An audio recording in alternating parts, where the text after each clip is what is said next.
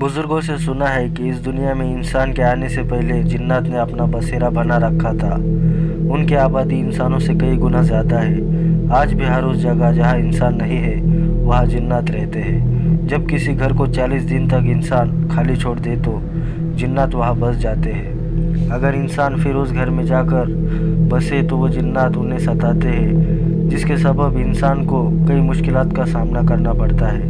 जिन्नात उन लोगों का जीना हराम कर देते हैं ताकि वह घर छोड़कर चले जाए। इसलिए बुज़ुर्ग हमें सलाह देते हैं, जो घर 40 दिनों से ज़्यादा खाली पड़ा है उसमें बसने से पहले 40 दिन वहाँ शाम में चिराग जलाए। ऐसा करने से जिन्नात को इत्तला मिल जाती है कि अब यहाँ इंसान आने वाले हैं। फिर वो अपने लिए दूसरा ठिकाना ढूंढ लेते हैं और वहाँ से निकल जाते हैं। इंसानों की तरह ही जिन्नात भी अल्लाह के मखलूक होते हैं। उनके भी परिवार होते हैं। वो भी अपने बाल बच्चों के साथ मिलजुल कर ज़िंदगी गुजारते हैं, मगर रोशनी से जिन्नात घबराते हैं। अंधेरों में रहते हैं। जिस जगह हमेशा अंधेरा रहता है जिन्नात उस जगह पर अपना कब्जा जमा लेते हैं। वो अपने बाल बच्चों के साथ हंसी खुशी ज़िंदगी गुजारते हैं। उनके बच्चे हमारे बच्चों की तरह मौज और खेलकूद करते हैं। जब हम अचानक वहाँ चले जाते हैं तो हमारे जाने से उनके उठने बैठने सोने जागने और आराम में खलल पड़ता है, तो वो हमें वहाँ से निकालने के लिए डराते हैं और हमें धमकाते हैं। हमने सुना है कि जिन्नात सिर्फ ज़मीन पर ही नहीं बल्कि दूसरे सैयारों पर भी बसते हैं। वो इस ज़मीन पर बसने से पहले दूसरे सैयारों पर आबाद रहकर काफ़ी तरक्की कर चुके हैं। साइंस में भी हमसे बहुत ज़्यादा आगे निकल चुके हैं। वो उड़न तश्तरियों के ज़रिए सारी कायनात के चक्कर लगाते रहते हैं। अक्सर रातों में वो हमारी ज़मीन पर भी मालूमाती काम से आते जाते रहते हैं। अगर उन्हें कोई अकेला इंसान उन्हें कहीं मिल जाता है तो उसे पकड़ कर ले जाते हैं। इसलिए बुज़ुर्गों ने हमें हिदायत दी है कि कभी अकेले घरों की छतों पर न सोया करें। अक्सर जिन्नात लोगों को ज़मीन से उठाकर अपने सैयारों पर ले जाते हैं और ले जाकर उनसे ज़मीन के मुताबिक पूछताछ करते हैं और फिर ज़मीन पर छोड़ जाते हैं। मगर जब इंसान ज़मीन पर आते हैं तो उन्हें कुछ याद नहीं रहता। वो बाकी ज़िंदगी बेखुदी में गुजार देते हैं, हमेशा किसी नशे में रहते हैं। पता नहीं उनको क्या हो जाता है, अपने होशो हवास खो चुके होते हैं। इस दुनिया के साइंस ने भी उनके बारे में पता करना शुरू किया, मगर वो हमसे बहुत चालाक मखलूक है। अपना भेद नहीं बताती और वो बहुत ताकतवर है। उनसे दूरी में ही हमारी भलाई है। वैसे अल्लाह बड़ी हिकमत वाला है और हम पर उसकी बड़ी मेहरबानी है। वो उन्हें हमें बेवजह तंग करने से रोके हुए हैं। अल्लाह ताला ने हमको अशरफुल मखलूक़ात का दर्जा दे रखा है।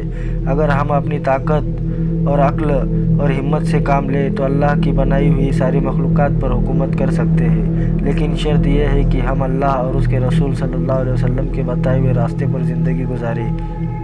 अल्लाह ने हमारी रहनुमाई के लिए कुरान शरीफ अता किया है। इसे पढ़कर समझे तो सारे आलम पर हुकूमत करने का राज इसी में पोशीदा है। अगर हमने कुरान शरीफ को समझकर पढ़ना शुरू कर दिया तो अल्लाह हमसे खुश होगा।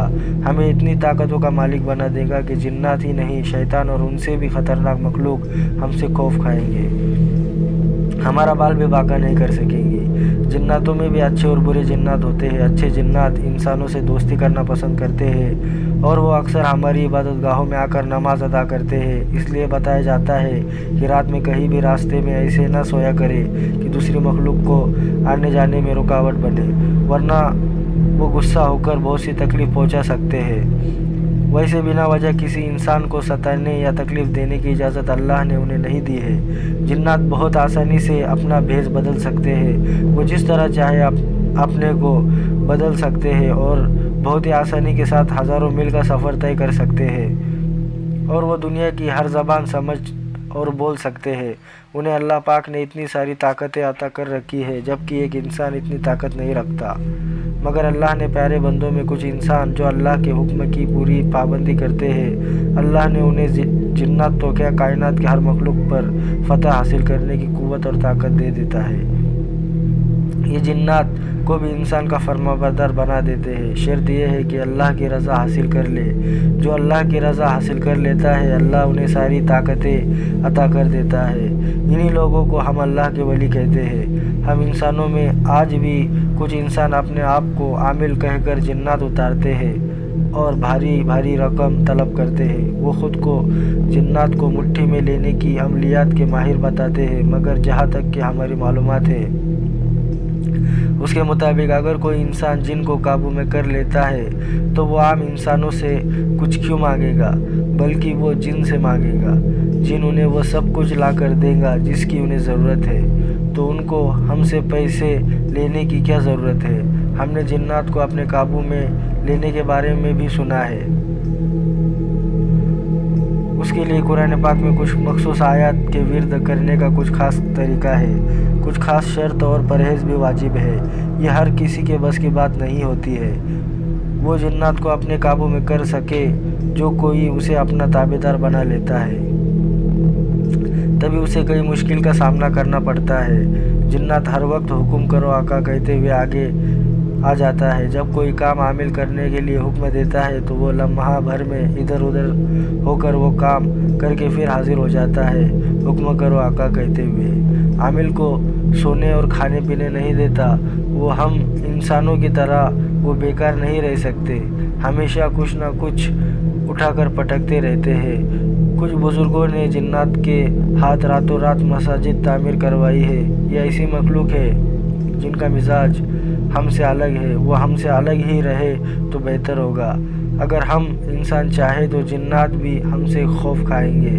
شرط یہ ہے کہ اس انسان کے دل میں خدا کا خوف ہو اور کسی چیز کا لالچ نہ ہو۔